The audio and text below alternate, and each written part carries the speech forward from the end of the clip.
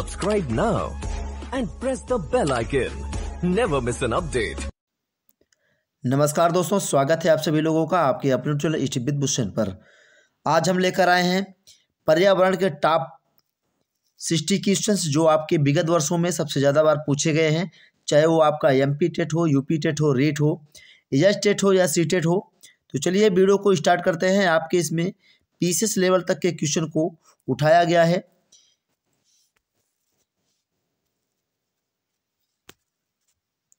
पहला क्वेश्चन आप लोगों के सामने है, जिस रूप में पौधे नाइट्रोजन प्राप्त करते हैं वह है nitric oxide, nitrate, ammonia, nitrite. Question number पहला आप लोगों के सामने है। तो जिस रूप में पौधे नाइट्रोजन प्राप्त करते हैं वह आपका नाइट्रेट है। सही जवाब हो जाएगा आपका ऑप्शन नंबर बी। बढ़ते हैं अगले प्रश्न पर। जितने भी क्वेश्चन आपको इसमें मिलेंगे सभी किसी ना किसी एग्जाम में पूछे गए हैं, उन्हीं क्वेश्चनों को उठाया गया है। क्वेश्चन नंबर 2 को देखते हैं। निम्नलिखित में से कौन सा एक भारत के राष्ट्रीय जलवायु परिवर्तन कार्य योजना के 8 मिशनों में से शामिल नहीं है? सौर शक्ति, वनीकरण, नाभिकीय शक्ति, अपशिष्ट से ऊर्जा परिवर्तन। तो निम्नलिखित में से कौन सा एक भारत के राष्ट्रीय जलवायु परिवर्तन कार्य योजना के 8 मिशनों में से शामिल नहीं है? तो वो आपका नाभिकीय शक्ति है। ऑप्शन नंबर सी सही जवाब है। बढ़ते हैं नेक्स्ट अगले क्वेश्चन पर। अगला क्वेश्चन है क्वेश्चन नंबर 3। निम्नलिखित वर्षों में से कब पर्यावरण संरक्षण अधिनियम पारित हुआ था? 1982, 1986, 1990, 1994। तो 1986 में पर्यावरण संरक्षण अधिनियम पारित हुआ था। सही जवाब है आपका ऑप्शन नंबर बी।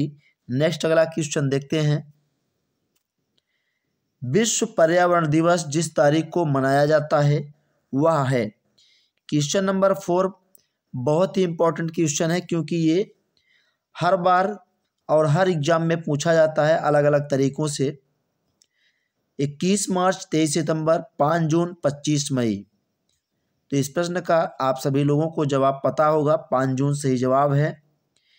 ये क्वेश्चन इतना इम्पोर्टेंट है कि हर एग्जाम में आपको देखने को मिलेगा और अलग अलग टाइप से पूछा जाता है।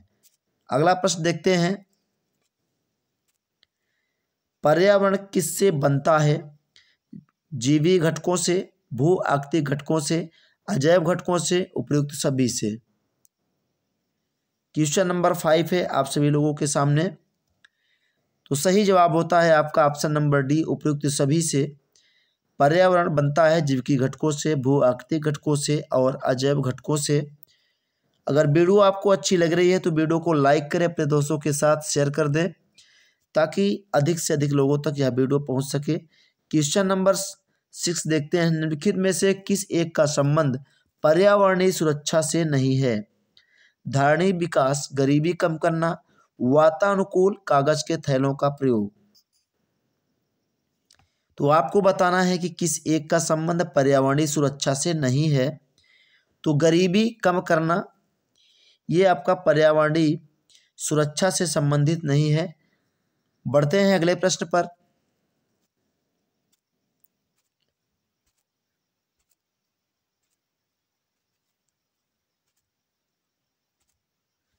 सतत विकास के लिए आवश्यक है जैविक विविधता का संरक्षण, प्रदूषण का निरोध एवं नियंत्रण, निर्धनता को घटाना, उपयुक्त सभी।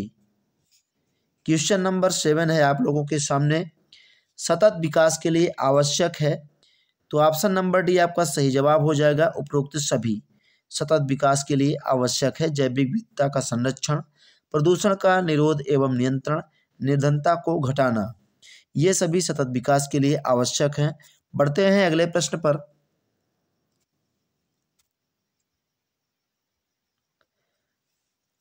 अगला प्रश्न है प्रश्न नंबर 8 आप लोगों के सामने। पर्यावरण यानी इन्वायरमेंट से अभिप्राय आपको बताना है। भूमि, जल, वायु, पौधों एवं पशुओं की प्राकृतिक दुनिया जो इनके चारों ओर अस्तित्व में है। ऑप्शन बी है उन संपूर्ण दशाओं का योग जो व्यक्ति को एक समय बिंदु पर घेरे हुए होती है। भौतिक, जैविक एवं सांस्कृतिक तत्वों की अंतः क्रियात्मक व्यवस्था जो अंतः संबंधित होते हैं। और ऑप्शन डी है आपका उपर्युक्त सभी।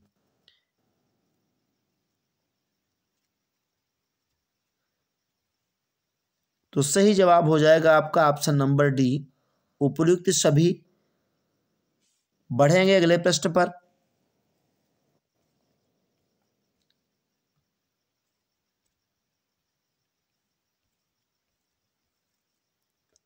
अगला प्रश्न है प्रश्न नंबर 9 आप लोगों के सामने।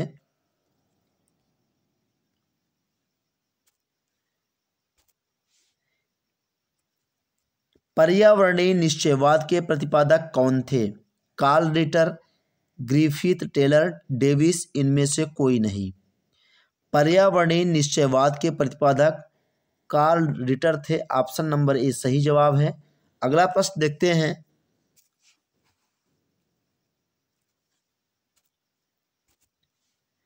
धारणी विकास किसके उपयोग के संदर्भ में अंतर पीढ़ीगत संवेदनशीलता का विषय है?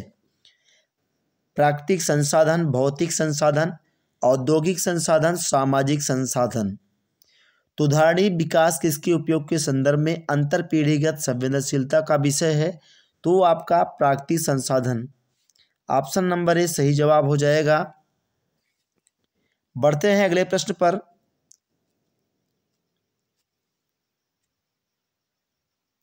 अगर आप चैनल पर नए हैं, चैनल को सब्सक्राइब करना ना भूलें, साथ में बेल आइकन को दबा दें जिससे आपको हर एक नई वीडियो की नोटिफिकेशन मिलती रहे, क्योंकि आपको एग्जाम से पहले पहले इसी प्रकार की वीडियो आपको मिलती रहेगी। निम्नलिखित में से कौन सी संकल्पना गलत है? पर्यावरण की कार्यप्रणाली प्राकृतिक नियमों को संचालित होती है। पर्यावरण के तत्वों में पार्थिक एकता विद्वान है। पर्यावरण भौतिक संसाधनों का भंडार है लेकिन जैविक संसाधन का नहीं। और पर्यावरणीय व्यवस्था में स्वयं संवर्धन क्षमता विद्वान होती है। तो क्वेश्चन आपका है, निम्नलिखित में से कौन सी संकल्पना गलत है? तो सही जवाब हो जाएगा आपका ऑप्शन नंबर सी, पर्यावरणीय भौतिक संसाधनों का भंडार है लेकिन जैविक संसाधनों का नहीं। यही आपका गलत संकल्पना दी गई है, क्योंकि जैविक संसाधनों का है अगर लिखा होता तो आपका सही जवाब हो जाता। बढ़ते हैं अगले प्रश्न पर। शायद ये आपका क्वेश्चन नंबर 10 छूट गया है। धारणी विकास किसके उपयोग के संदर्भ में अंतर पीढ़ीगत संवेदनशीलता का विषय है? अच्छा, इसको हम लोगों ने कर लिया है, प्राकृतिक संसाधन आपका सही जवाब था। अगला देखते हैं।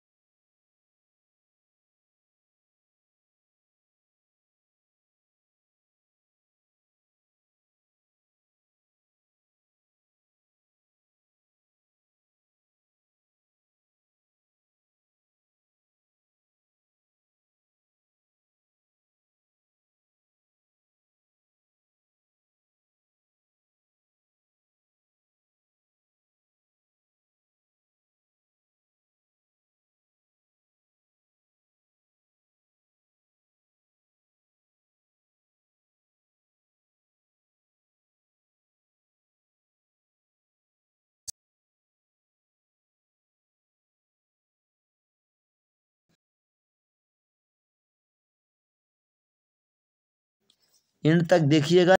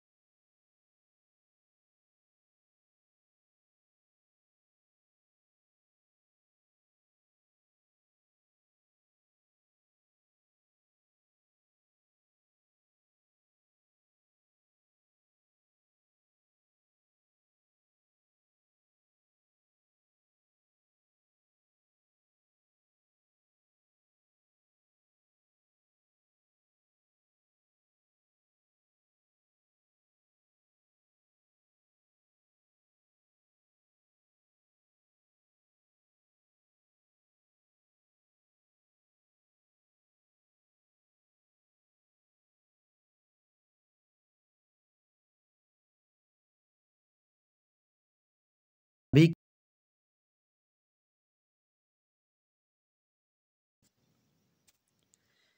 विश्व पर्यावरण दिवस मनाया जाता है। देखिए, इसके पहले कुछ और टाइप से पूछा गया था इसको घुमा करके, और यहाँ इसको सीधा पूछ लिया गया है।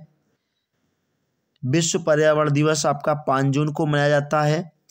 ये इसको देख भी आप सकते हैं, यूपी पीसीएस में पूछा गया है 2004 में, 11 में, 14 में, और यूपी टेट में आपका 2018 में पूछा गया।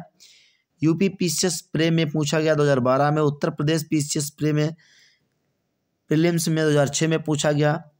तो ये जो क्वेश्चन है ये आपका बहुत ही इम्पोर्टेंट है, बार बार पूछा जाता है। बढ़ते हैं अगले प्रश्न पर। पृथ्वी के चारों ओर गैसों के समूह को क्या कहते हैं? भूमंडल, जलकण, वायुमंडल, जलमंडल। तो पृथ्वी के चारों ओर गैसों के समूह को वायुमंडल कहते हैं। ध्यान रखिएगा, ऑप्शन नंबर सी सही जवाब है। अगला प्रश्न देखते हैं। थोड़ा सा जूम इन कर लेते हैं क्योंकि क्वेश्चन आपका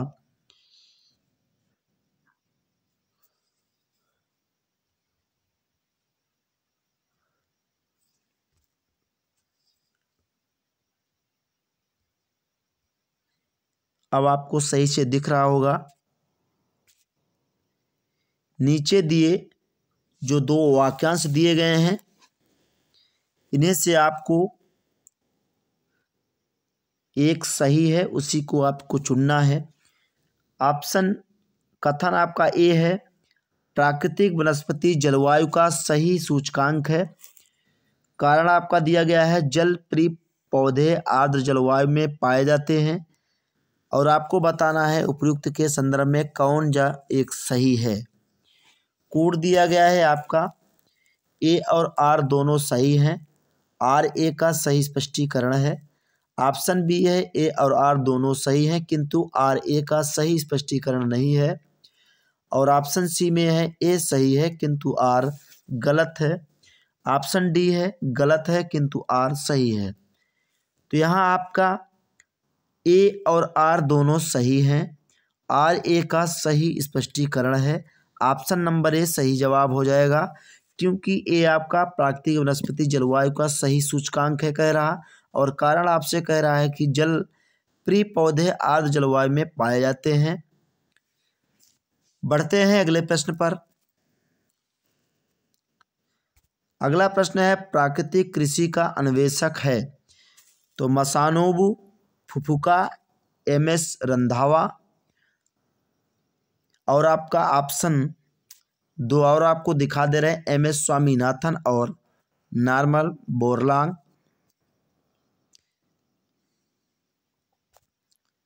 तो आपको बताना है कि प्राकृतिक कृषि का अन्वेषक कौन है।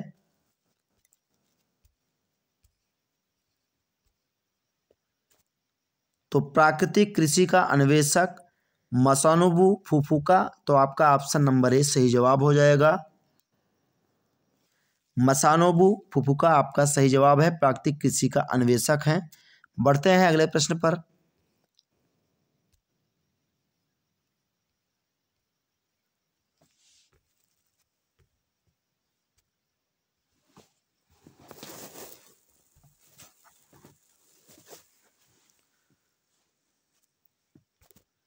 पर्यावरण संरक्षण के लिए ग्रीन आर्मी को किसने प्रारंभ किया? जापान, चीन, ऑस्ट्रेलिया, इजिप्ट। तो पर्यावरण संरक्षण के लिए ग्रीन आर्मी को जो है ऑस्ट्रेलिया ने प्रारंभ किया है, option number C right answer है। अगला क्वेश्चन देखते हैं, पर्यावरण अनुकूलन उपभोक्ता उत्पादों को चिन्हित करने के लिए सरकार ने आरंभ किया है एक मार्क, इको मार्क, ISI मार्क, वाटर मार्क।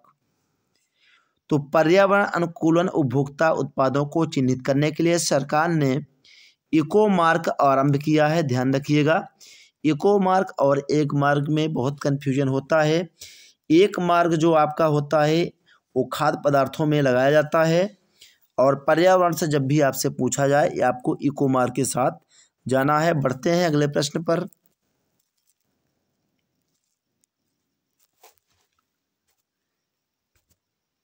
धारणीय कृषि का अर्थ है आत्मनिर्भरता, विश्व व्यापार संगठन के मानकों के अंतर्गत कृषि निर्यात तथा आयात कर सकना। भूमि का इस प्रकार प्रयोग करें कि उसकी गुणवत्ता अक्षुण्ण बनी रहे। कृषि प्रयोग हेतु अप्रयुक्त भूमि को प्रयोग में लाना। तो धारणीय कृषि का अर्थ आपको बताना है। धारणीय कृषि का अर्थ होता है भूमि का इस प्रकार प्रयोग करें कि उसकी गुणवत्ता अक्षुण्ण बनी रहे। Option number C right answer है। नेक्स्ट अगला क्वेश्चन देखते हैं। वीडियो को दबा के लाइक करिएगा, दोस्तों के साथ शेयर करिए ताकि अधिक से अधिक लोगों तक ये वीडियो पहुंच सके। इको मार्क उन भारतीय उत्पादों को दिया जाता है जो शुद्ध एवं मिलावट रहित हों, प्रोटीन समृद्ध हों, पर्यावरण के प्रति मैत्रीपूर्ण हों, आर्थिक दृष्टि से व्यवहार्य हों। क्वेश्चन नंबर 25 है आप सभी लोगों के सामने, और वीडियो को लाइक करते चलिएगा और अधिक से अधिक शेयर करिएगा। शेयर करने में कोई कोताही मत करिए, क्योंकि लाइक और शेयर ही आपका हमें मोटिवेट करता है। तो इको मार्क उन भारतीय उत्पादों को दिया जाता है जो पर्यावरण के प्रति मैत्रीपूर्ण हो। तो option number C right answer है। नेक्स्ट अगला क्वेश्चन देखते हैं। बहुत ही ज़बरदस्त ये वीडियो है, आप एंड तक देखिएगा, क्योंकि इसमें आपके बहुत सारे ऐसे क्वेश्चन मिलेंगे जो आपको हर बार किसी न किसी एग्जाम में मिलेंगे, क्योंकि इसमें उन्हें क्वेश्चन को उठाया गया है जो आपके पिछले कई वर्षों में अधिक बार पूछे गए हैं। इसके बाद आपका और बेहतरीन वीडियो आने वाला है पर्यावरण का ही। भारत में कृषि के पर्यावरण अनुकूलन दीर्घ स्थायी विकास के लिए निम्नलिखित में से कौन सी रणनीति सर्वश्रेष्ठ है? कृषि भूमि का विस्तार, सुपर फास्फेट, यूरिया और प्रभावी जीवनाशकों का अधिक उपयोग, अधिक पैदावार वाली किस्मों को अधिकाधिक लोकप्रिय बनाया जाना, बेहतर और अधिक बार सिंचाई तथा अजैव उर्वरकों और कीटनाशकों का बार बार फुहार छिड़काव। ऑप्शन सी है मिश्र सस्यन कार्बनिक खादें, नाइट्रोजन यौगिकीकरण, पौधे और कीट प्रतिरोध सस्य किस्में। ऑप्शन डी है उन्नत कृषि उपकरण और यंत्र, कटी फसल के दानों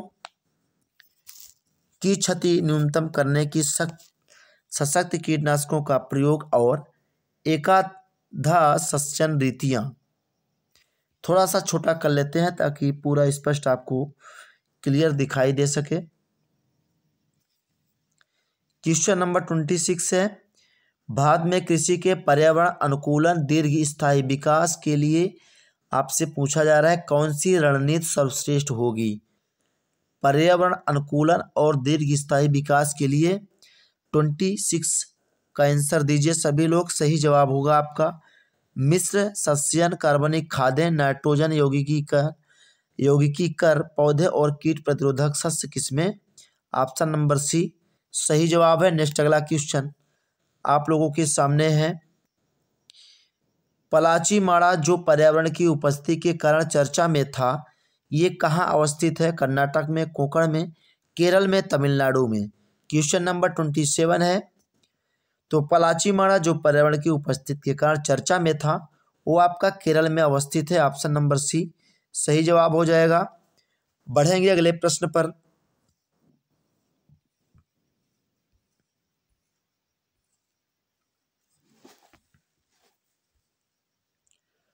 अगला प्रश्न है हमारा क्वेश्चन नंबर 28, NEA से आशय आपको बताना है नेशनल इंक्वायरी एक्ट होगा कि नेशनल एनवायरनमेंट अथॉरिटी होगा, नेशनल एग्जामिनेशन एजेंसी होगा कि नेशनल इन्वेंट एसोसिएशन। NEA से आपको पूरा फुल फॉर्म बताना है। NEA का आशय क्या होगा, तो ये आपका नेशनल इन्वायरनमेंट अथॉरिटी होगा। NEA का पूरा नाम ऑप्शन नंबर बी सही जवाब हो जाएगा। अगला प्रश्न देखते हैं 29 है आप लोगों के सामने, UNEP का मुख्यालय पूछा जा रहा है, जिनेवा में है, काठमांडू में है, नैरोबी में है, नई दिल्ली में है। तो UNEP का मुख्यालय नैरोबी केन्या में अवस्थित है। Option number C right answer होगा। अगला प्रश्न देखते हैं। अगला प्रश्न हमारा है, राष्ट्रीय पर्यावरण अभियांत्रिकी शोध संस्थान कहाँ अवस्थित है। बेंगलोर में है, हैदराबाद में है, नागपुर में है, ऑप्शन डी है नई दिल्ली में। क्वेश्चन नंबर 30 आपके सामने है, राष्ट्रीय पर्यावरण अभियांत्रिकी शोध संस्थान नागपुर में है। ध्यान रखिएगा, बहुत ही इंपॉर्टेंट क्वेश्चन है, वेरी वेरी इंपॉर्टेंट क्वेश्चन है ये, स्टार लगा लीजिए। राष्ट्रीय पर्यावरण अभियांत्रिकी शोध संस्थान नागपुर में स्थित है। अगला प्रश्न देखते हैं, निम्न में से कौन से पर्यावरण संतुलन के संरक्षण से संबंधित है। वन नीति, पर्यावरण सुरक्षा अधिनियम 1986, औद्योगिक नीति, शिक्षा नीति।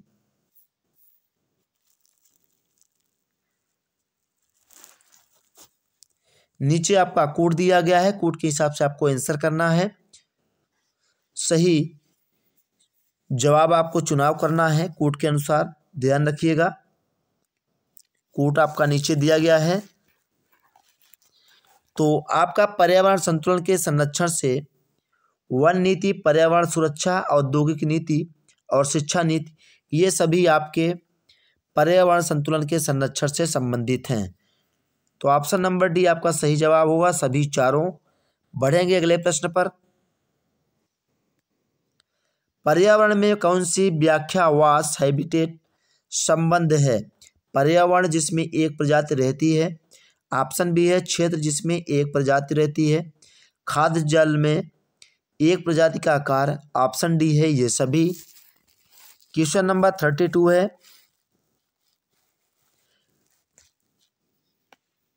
कौन सी व्याख्यावास से संबंध है। तो आपके ऑप्शन नंबर ए सही जवाब होगा, पर्यावरण जिसमें एक प्रजाति रहती है, ये आपका हैबिटेट से संबंध है इसका। अगला प्रश्न देखेंगे, पृथ्वी का अपमार्जक कौन है। जीवाणु और कवक, मृदा व जल, पशु पक्षी। तो पृथ्वी का अपमार्जक जीवाणु और कवक, ऑप्शन नंबर ए सही जवाब हो जाएगा, पृथ्वी का अपमार्जक है। बढ़ते हैं अगले प्रश्न पर। पर्यावरण अध्ययन में क्षेत्र भ्रमण का मुख्य उद्देश्य होता है। पिकनिक मनाना, मनोरंजन, प्रत्यक्ष सरकारी योजना का निर्वाह। तो पर्यावरण अध्ययन में क्षेत्र भ्रमण का मुख्य उद्देश्य होता है प्रत्यक्ष अनुभव कराना। Option number C right answer हो जाएगा। इसके पहले एक क्वेश्चन को हमने छोड़ा है। निम्न में से कौन पर्यावरण के लिए हानिकारक है? कागज, कपड़ा, धातु, प्लास्टिक। तो इन चारों में से आपको बताना है कि कौन जो है पर्यावरण के लिए हानिकारक है। प्लास्टिक आपका सही जवाब हो जाएगा, ये पर्यावरण के लिए हानिकारक है। बढ़ते हैं अगले प्रश्न पर।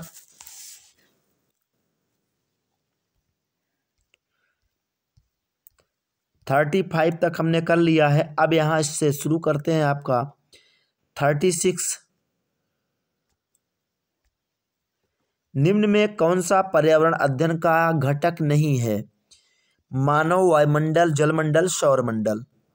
तो पर्यावरण अध्ययन का घटक नहीं है आपका सौरमंडल। विश्व पर्यावरण दिवस मनाया जाता है।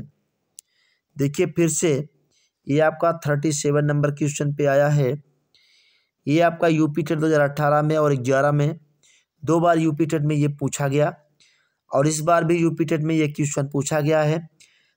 विश्व पर्यावरण दिवस 5 जून को मनाया जाता है, आप सभी लोग जानते हैं, लेकिन एग्जाम की दृष्टि से ये आपका बहुत ही इंपॉर्टेंट क्वेश्चन है। हर एग्जाम में ये आपसे पूछा जाता है। हमारे पर्यावरण में किस गैस का सबसे अधिक सांद्रण है? Oxygen, carbon dioxide, hydrogen, nitrogen. तो हमारे पर्यावरण में किस गैस का सबसे अधिक सांद्रण है? तो वो गैस है आपका nitrogen. Option number D right answer है। अगला प्रश्न देखते हैं। EIA environmental impact assessment America में स्थापित किया गया। सन आपको बताना है किस सन में स्थापित किया गया। EIA यानी आपका इन्वायरमेंटल इम्पैक्ट असेसमेंट 1969 ईस्वी में स्थापित किया गया। बढ़ते हैं अगले प्रश्न पर। लंदन धूम्र पाया जाता है ग्रीष्मकाल में दिन के समय, ग्रीष्मकाल में सुबह के समय, शीतकाल में दिन के समय, शीतकाल में सुबह के समय। तो लंदन धूम्र आपका शीतकाल में सुबह के समय पाया जाता है। Option number D right answer हो जाएगा। अगला क्वेश्चन देखते हैं। पर्यावरण अध्ययन की अंतःविषयी प्रकृति पर्यावरणीय मुद्दों को खाली स्थान द्वारा संबोधित करती है। विज्ञान और सामाजिक विज्ञान की विषय वस्तु और पद्धति के प्रयोग। ऑप्शन बी में पूछा जा रहा है कि सामाजिक विज्ञान और पर्यावरण शिक्षा की विषय वस्तु और पद्धति के प्रयोग, और ऑप्शन सी है विज्ञान की विषय वस्तु और पद्धति के प्रयोग। ऑप्शन डी है विज्ञान, सामाजिक विज्ञान और पर्यावरण शिक्षा की विषय वस्तु और पद्धति के प्रयोग। थोड़ा सा और आपको जूम इन करते हैं, छोटा करते हैं। अब आपको स्पष्ट दिखाई दे रहा होगा।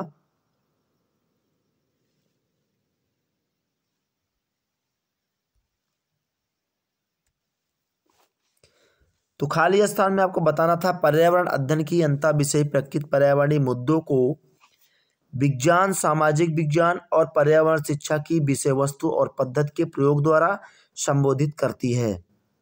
क्योंकि यहाँ पर्यावरण अध्ययन की अंतःविषयी प्रकृति पर्यावरणीय मुद्दों को, option number D right answer हो जाएगा। अगला प्रश्न देखते हैं। निम्नलिखित में से कौन सही सुमेलित नहीं है? विश्व पर्यावरण दिवस 5 जून, तो ये आपका सही सुमेलित है।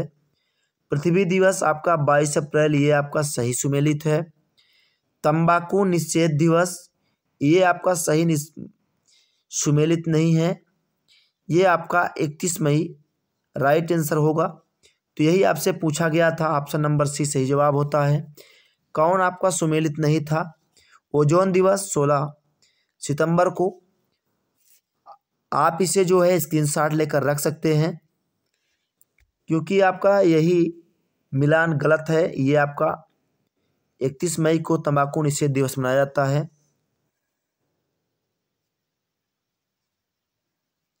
ध्यान रखिएगा। बढ़ेंगे अगले प्रश्न पर। भारत में पर्यावरण मंत्रालय किस वर्ष में स्थापित किया गया था? 1970, 1975, 1980, 1985। क्वेश्चन नंबर 49 है।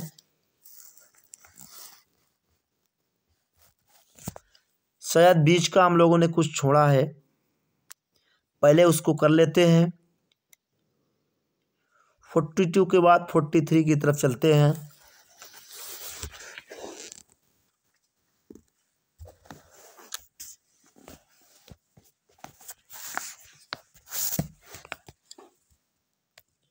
फोर्टी थ्री से शुरुआत करते हैं क्योंकि बीच का हमने भी छोड़ दिया था इसको।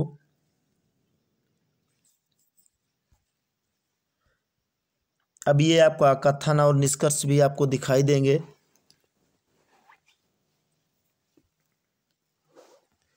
निम्नलिखित कथनों पर विचार कीजिए। विश्व की सर्वाधिक प्रवालभित्तियां उष्णकटिबंधीय सागर जलों में मिलती हैं। विश्व की 1/3 से अधिक प्रवालभित्तियां ऑस्ट्रेलिया, इंडोनेशिया और फिलीपींस के राज्य क्षेत्रों में स्थित हैं। उष्णकटिबंधीय वर्षा वनों की अपेक्षा प्रवालभित्तियां कहीं अधिक संख्या में जंतु संघों का परपोषण करती हैं। कथन में कह रहा आपसे कि कौन सा कथन सही है। केवल 1 और 3, केवल 3, केवल 1 के और ऑप्शन डी है 1, 2 और 3। तो आपको कथन चुनना है कौन से कथन सही हैं।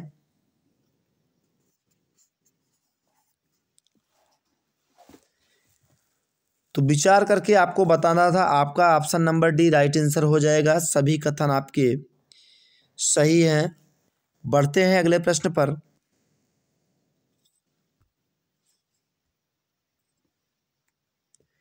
निम्नलिखित संस्थानों में किसमें पर्यावरण सूचना प्रणाली का जनसंख्या एवं पर्यावरण केंद्र स्थित है। IIT खड़गपुर, IIT नई दिल्ली, IIPS मुंबई, NIRS देहरादून। निम्नलिखित संस्थानों में किसमें पर्यावरण सूचना प्रणाली का जनसंख्या एवं पर्यावरण केंद्र स्थित है। क्वेश्चन नंबर 44 है आपके सामने। तो सही जवाब हो जाएगा आपका IIPS मुंबई। बढ़ेंगे अगले प्रश्न पर। निम्नलिखित में से कौन फारसी का प्रथम कवि था जिसने अपनी कविता में भारतीय पर्यावरण को चित्रित किया। अमीर खुसरो, अमीर हसन, अबू तालिब कलीम, फैजी। तो अमीर खुसरो फारसी का एक प्रथम कवि था जिसने अपनी कविता में भारतीय पर्यावरण को चित्रित किया था। बढ़ते हैं अगले प्रश्न पर। विश्व पर्यावरण दिवस 2018 का मुख्य विषय यानी मुख्य थीम आपको बताना है क्या है। प्रकृति से लोगों को जोड़ना, एक विश्व पर्यावरण, हमारा पर्यावरण, प्लास्टिक प्रदूषण को समाप्त करो, भविष्य के लिए जल बचाओ। तो विश्व पर्यावरण दिवस 2018 का मुख्य थीम था कि प्लास्टिक प्रदूषण को समाप्त करो। Option number C right answer है। नेक्स्ट अगले क्वेश्चन पर चलते हैं। निम्नलिखित में से किस देश ने ग्रीन हाउस गैस के उत्सर्जन में कमी करने हेतु 2019 से कार्बन टैक्स लगाने की घोषणा की। थाईलैंड, चीन, सिंगापुर, मलेशिया। क्वेश्चन नंबर 47 आप लोगों के सामने है। उस देश का नाम बताना है जिसने ग्रीन हाउस गैस के उत्सर्जन में कमी करने हेतु 2019 से कार्बन टैक्स लगाने की घोषणा की है। वो आपका सिंगापुर है। आपका ऑप्शन नंबर सी सही जवाब होगा। अगला प्रश्न देखते हैं। वीडियो थोड़ी सी लंबी जरूर होगी लेकिन आपको बोतल का पानी जो है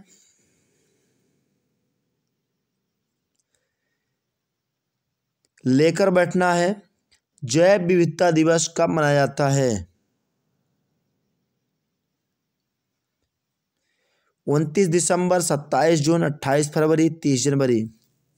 तो अपने बोतल का पानी आप पीते रहिए और वीडियो को देखिए। अगर वीडियो आपको स्पीड में देखना है तो आप यूट्यूब के फीचर्स का इस्तेमाल करके 3 डॉट पे क्लिक करिए। वहाँ से जो है आप वीडियो की स्पीड में कर सकते हैं जितनी स्पीड में आप देखना चाहें। अगर आपको नॉर्मल स्पीड में अच्छी लगती है तो आप नॉर्मल में देख सकते हैं, नहीं तो आप वहाँ से स्पीड को बढ़ा सकते हैं। जैव विविधता दिवस कब मनाया जाता है? 29 दिसंबर, 27 जून, 28 फरवरी, 30 जनवरी।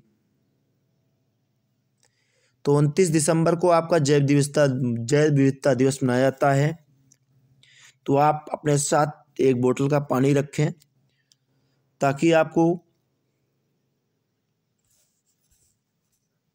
आलस्य महसूस ना हो। अब आते हैं आपका क्वेश्चन नंबर 49 पे, जहां से हमने आपको छोड़ कर गए थे। भारत में पर्यावरण मंत्रालय किस वर्ष में स्थापित किया गया था? यही क्वेश्चन को हमने छोड़ कर गया था आप लोगों के बीच। तो 1970 ईस्वी, 1975 ईस्वी, 1980 ईस्वी, 1985 ईस्वी। भारत में पर्यावरण मंत्रालय 1985 ईस्वी में स्थापित किया गया था। Option number D right answer हो जाएगा। अगला प्रश्न देखते हैं। राष्ट्रीय पर्यावरण अभियांत्रिकी शोध संस्थान नीरी कब और कहाँ स्थापित किया गया? 1970 धनबाद, 1958 नागपुर, 1956 नई दिल्ली, 1960 चेन्नई। तो राष्ट्रीय पर्यावरण अभियांत्रिकी शोध संस्थान नीरी ये आपका 1958 में नागपुर में स्थापित किया गया। ऑप्शन नंबर डी बिल्कुल राइट आंसर है। बढ़ते हैं अगले प्रश्न पर। पर्यावरण के अवयवों की प्रकृति कैसी होती है? तो अपरिवर्तनीय एवं स्थावर, परस्पर एक दूसरे से अपवर्जक, एक दूसरे से परस्पर अंतर संबंधित, पूर्णतः दृष्टिगोचर एवं स्पर्शनीय। तो इन्वायरमेंट के अवयवों की प्रकृति कैसी होती है? तो वो जो है एक दूसरे से परस्पर अंतर संबंधित होती है। ऑप्शन नंबर सी सही जवाब हो जाएगा इस प्रश्न का। अगला प्रश्न देखते हैं। पर्यावरण मानव विकास ह्यूमन डेवलपमेंट के निम्नलिखित में से क्या प्रदान करता है? पदार्थ, ऊर्जा एवं अनुकूल दशाएं, कूड़ा करकट फेंकने के लिए मुक्त स्थल, संचार एवं परिवहन के लिए माध्यम, और ऑप्शन डी है सभी सही हैं।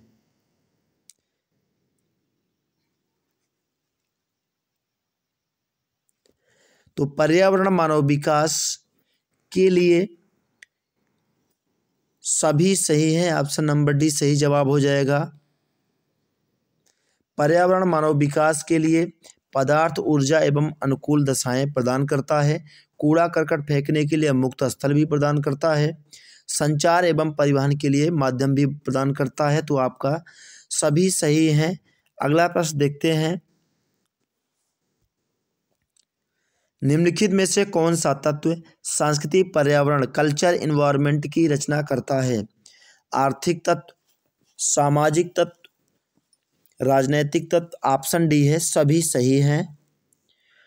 तो देखिए यहाँ आपका ऑप्शन नंबर डी सही जवाब हो जाएगा। सभी सही है क्योंकि ये सभी सांस्कृतिक पर्यावरण की रचना करते हैं। अगले प्रश्न पर चलते हैं। निम्नलिखित में से कौन सा सामाजिक प्रदूषण है? तो सोशल पॉल्यूशन कौन सा है? सामाजिक एवं शैक्षणिक पिछड़ापन, गरीबी, जनसंख्या विस्फोट। सभी सही हैं। तो सामाजिक प्रदूषण के बारे में आपको बताना है। क्वेश्चन नंबर 54 सही जवाब हो जाएगा आपका। सभी सही है, यानी सामाजिक प्रदूषण इन सभी से होता है। सामाजिक एवं शैक्षणिक पिछड़ापन, गरीबी, जनसंख्या विस्फोट।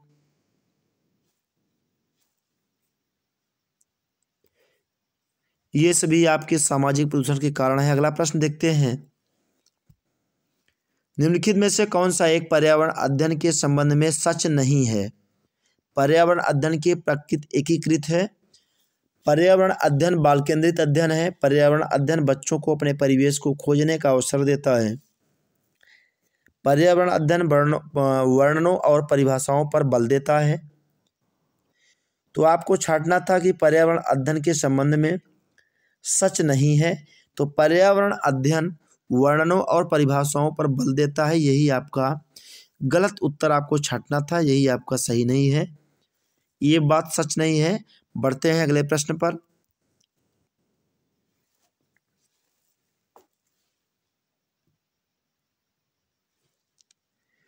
अभी हमने 55 किया था। आप थोड़ा सा फिर से हम लोग दिशा में भटकते नहीं हैं।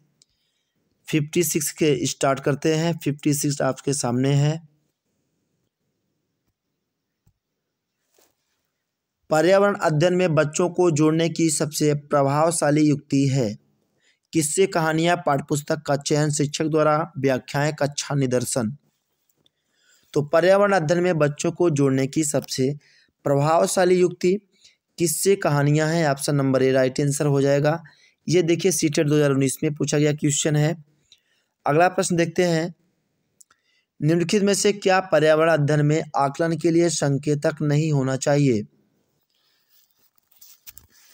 न्याय और समानता के प्रति सरोकार, सहभागिता, याद करना, प्रश्न पूछना। क्वेश्चन नंबर 57 आप लोगों के सामने है। तो क्या पर्यावरण अध्ययन में आकलन के लिए संकेतक नहीं होना चाहिए? याद करना। Option number C right answer हो जाएगा। पर्यावरण अध्ययन में याद करना, पर्यावरण अध्ययन में आकलन के लिए संकेतक नहीं होना चाहिए। अगला प्रश्न देखते हैं। निम्नलिखित कथनों पर विचार कीजिए। धारणी विकास लक्ष्य पहली बार 1972 में एक वैश्विक विचारण मंडल थिंक टैंक ने, जिसे क्लब ऑफ रोम कहा जाता था, प्रस्ताव किया था। दूसरा कथन है आपका धारणी विकास लक्ष्य 2030 तक प्राप्त किए जाने हैं। और कथन आपका है केवल एक सही है, केवल दो, एक और दो दोनों। और ऑप्शन डी है ना तो एक ना ही दो। तो यहाँ आपका दो सही है। धारणी विकास लक्ष्य 2030 तक प्राप्त किए जाने हैं। तो केवल दो आपका सही जवाब हो जाएगा। सामान्यतः पर्यावरण को निम्न प्रकार से वर्गीकृत किया जा सकता है। निम्नलिखित में से कौन सा एक इस वर्गीकरण का अंश नहीं है? परिचालन पर्यावरण, भौतिक पर्यावरण, सांस्कृतिक पर्यावरण, जैविकी पर्यावरण। तो सामान्यतः पर्यावरण को निम्न प्रकार से वर्गीकृत किया जा सकता है। निम्नलिखित में से कौन सा एक इस वर्गीकरण का अंश नहीं है? तो ये भौतिक पर्यावरण जो है इस वर्गीकरण का अंश नहीं है। Option number B right answer हो जाएगा। नेक्स्ट अगला क्वेश्चन देखते हैं। जहाँ से हमने आपको छोड़ा था वहीं पे फिर से आपको ले चलते हैं। थोड़ा सा आप धैर्य और संयम बनाए रखिए। धीरे धीरे से हम लोग एंड तक पहुँच रहे हैं। निम्नलिखित सूचकांकों में कौन सा मानव विकास सूचकांक HDI की गणना में सम्मिलित नहीं किया जाता? जीवन प्रत्याशा, शिक्षा, प्रति व्यक्ति आय, सामाजिक असमानता। तो ये सूचकांक में आपको बताना है कौन मानव विकास सूचकांक की गणना में सम्मिलित नहीं किया जाता। तो शिक्षा को मानव विकास सूचकांक की गणना में सम्मिलित नहीं किया जाता है। Option number B right answer है। अगला क्वेश्चन देखते हैं।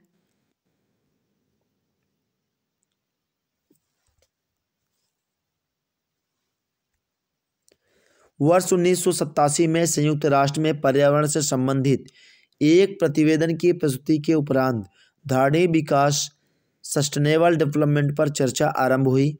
वह प्रतिवेदन था जलवायु परिवर्तन पर पहला प्रतिवेदन, आवर कॉमन फ्यूचर, जलवायु परिवर्तन पर दूसरा प्रतिवेदन। ऑप्शन डी है पांचवा मूल्यांकन प्रतिवेदन। तो वर्ष 1987 में संयुक्त राष्ट्र में पर्यावरण से संबंधित एक प्रतिवेदन की प्रस्तुति के उपरांत धारणी विकास पर चर्चा आरंभ हुई। वह प्रतिवेदन आवर कॉमन फ्यूचर पर था। ऑप्शन बी राइट आंसर हो जाएगा। नेक्स्ट अगला क्वेश्चन देखते हैं। वायुमंडल में प्रकाश के प्रसार का कारण है कार्बन डाइऑक्साइड, धूल कण, हीलियम, जलवाष्प। तो वायुमंडल में प्रकाश के प्रसार का कारण धूल कण है। Option number B right answer हो जाएगा। अगला प्रश्न देखते हैं। विश्व ओजोन दिवस मनाया जाता है। तो विश्व ओजोन दिवस आपका 16 सितंबर को मनाया जाता है। जहां हमने 60 की बात करी थी वहां हमने आपको 63 प्रश्न करवाए हैं। आशा करता हूं कि वीडियो आपको जरूर अच्छी लगी होगी। अगर आप चैनल पर नए हैं, चैनल को सब्सक्राइब कर दें और बेल आइकन को प्रेस कर दें, जिससे आपको हर एक नई वीडियो की नोटिफिकेशन सबसे पहले मिले। ये आपका 60 क्वेश्चन का जो सीरीज था पूरा होता है। आगे नेक्स्ट वीडियो में फिर से हम मिलेंगे।